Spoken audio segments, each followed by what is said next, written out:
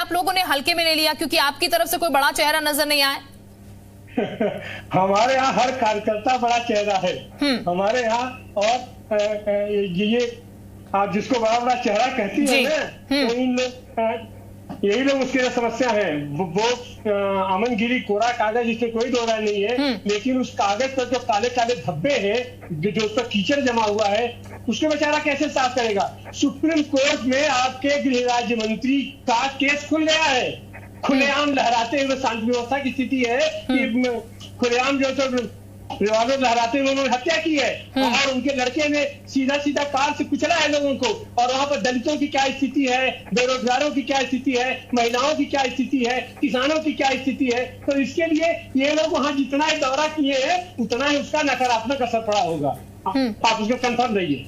ठीक है। हरीश श्रीवास्तव जी, आप आनंद प्रकाश तिवारी को सुन रहे हैं। विनय तिवारी जी से भी हमारे सहयोगी ने बात की। विनय तिवारी जी कह रहे थे हमारा, जो कि आनंद जी भी कह रहे हैं, हमारा हर एक कार्यकर्ता जो है वो अखिलेश है, और शायद बीजेपी को डर है, इसीलिए मुख्यमंत्री को भी यहाँ पर बुलाना पड़ा, क्योंकि हम लगातार कार्यकर्ता जो है वही चुनाव जिता सकते हैं। लेकिन बीजेपी इतनी डरी हुई है कि बड़े बड़े नेताओं का जमावड़ा यहाँ पर रहा, सीएम योगी आदित्यनाथ तक इस उपचुनाव में उतर आए। देखिए, लोकतंत्र उनको जाना चाहिए था, अमित शाह को जाना चाहिए था। आनंद जी, मैं आपके पास आती हूँ, अब जरा जवाब ले लेते हैं। हरीश जी बोलेगा।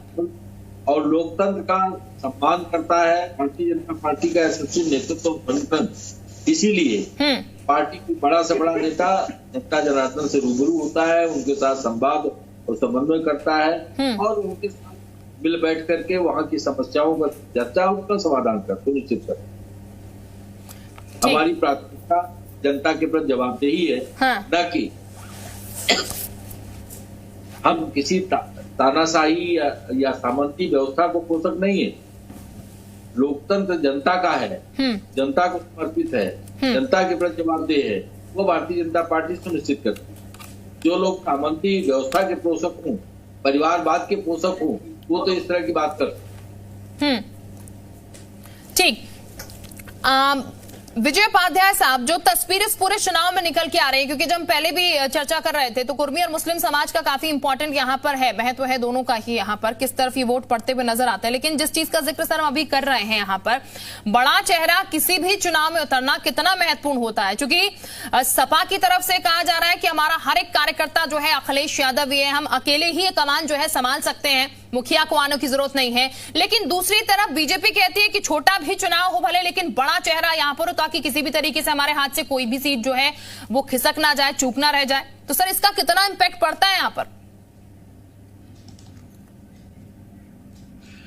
देखिए, आनंद प्रकाश तिवारी जी जो बात कह रहे हैं, सैद्धांतिक रूप से ये बात पार्टी के कार्यकर्ताओं का उत्साह बढ़ाने के लिए तो अच्छा है, लेकिन अगर ये बात सही होती, कसौटी पे खरी उतरती, तो आजमगढ़ और रामपुर में कार्यकर्ता चुनाव जितवा लिए होते। और पता नहीं आनंद प्रकाश तिवारी जी गए हैं कि नहीं, लखीमपुर गए हैं, आजमगढ़ गए थे कि नहीं, रामपुर गए थे कि नहीं, मुझे नहीं मालूम, लेकिन बड़े नेताओं के उतरने से जोश आता है लोगों में, और इसीलिए बड़ा नेता की कैटेगरी है। नहीं तो सभी कार्यकर्ता, फिर अध्यक्ष की वो वैल्यू न होती, राष्ट्रीय अध्यक्ष की वो महत्व न होता जो महत्व स्थापित है। ये सिर्फ ये कह देने से काम नहीं चलता है, आपको रिजल्ट में कन्वर्ट करके इसे साबित करना पड़ता है। बीजेपी पूरी ताकत लगाती है, 24/7 चुनाव मोड में रहती है, प्लस कार्यकर्ताओं को एक्टिवेट करती है, पन्ना प्रमुख ले आई है, पन्ना कमेटी ले आ रही है, जाहिर है लोगों को जोड़ने की जो कोशिश है, जिस तरीके से जो कार्यशैली है, 14 के बाद से राजनीति की दुनिया पूरी तरीके से बदल गई है। ठीक वैसे ही जैसे मोबाइल फोन की दुनिया बदल गई है, और स्मार्टफोन का जो सॉफ्टवेयर है ऑटोमेटिक अपडेट होता रहता है हर महीने 15 दिन पर, तो जो सॉफ्टवेयर अपना अपडेट नहीं कर पाएगा वो राजनीति में टिक नहीं पाएगा। और मुझे लगता है कि जो परंपरागत राजनीति है उसके लिए उसके साथ अब इतनी नई चीजें जुड़ गई हैं कि वो खाली एक फ्रेम रह गया है, उसके ऊपर बहुत सी चीजें जुड़ गई हैं।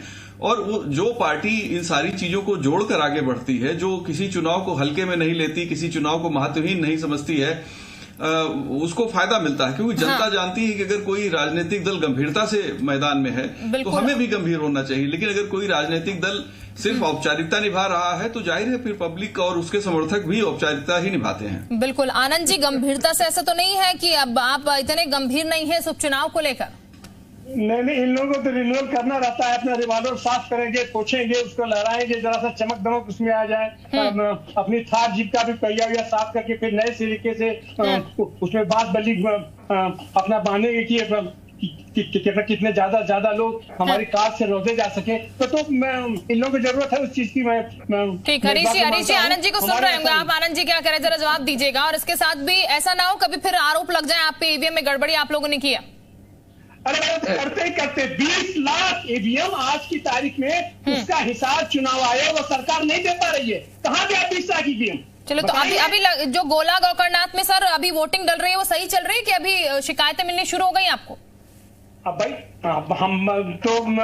हम यहाँ से तो उसको नहीं देख पा रहे हैं। इनके पास तो शासन तंत्र है तो हर तरीके से लगते न है। छद उल्टा सीधा गुंडा बदमाशी लफंगई जिस स्तर तक ये लोग उसको करते हैं। 20 लाख ईवीएम आपके रिकॉर्डेड है ना। 20 लाख ईवीएम देश से कहाँ गायब हो गई है, कहाँ गई है, क्यों नहीं हिसाब दे पा रहे? हरीश श्रीवास्तव जी, पिछले चुनाव में, विधानसभा चुनाव में तमाम ईवीएम मशीनें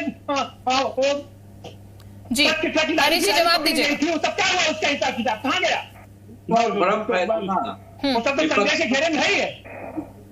और विपक्ष जब हारता है तो ईवीएम पीछे छुपता है। अखिलेश यादव जी को भी 10 नवंबर तक चुनाव आयोग को जवाब देना है। जिस तरह से प्रमाण प्रस्तुत करना, उन्होंने कहा था कि साहब 20,000 यादवों और मुसलमानों के वोट काट दिए गए हैं, तो प्रमाण प्रस्तुत करेंगे, अपने आप साफ हो जाएगा कि झूठ और भ्रम कहाँ तक टिकता है। तो ये वास्तविकता ये है कि विपक्ष झूठ और भ्रम के सहारे राजनीति करना चाहते हैं। विपक्ष सहारे झूठ और भ्रम के, धन्य है महापुरुष। झूठों के तो सरताज आप है, भ्रम के तो सरताज आप है जनाब। आपका उसमें विजयसी है, आपको हम प्रणाम करते हैं। झूठ भ्रम हमारे साथ नहीं है। हम तो सत्य के साथ खड़े हैं, विज्ञान के साथ खड़े हैं, सिद्धांत के साथ खड़े हैं, जनता के साथ खड़े हैं, जनता के विश्वास के साथ खड़े हैं, जनतंत्र के साथ खड़े हैं, संविधान के साथ खड़े हैं। हमको जनता नकार देती है, इसलिए अब आपका झूठ और भ्रम कहीं स्पेस पाने वाला नहीं है। धन्यवाद धन्यवाद धन्यवाद, बहुत बहुत बहुत। चलिए मैं लौटती हूँ आप दोनों के पास। विशाल भी हमारे साथ इस वक्त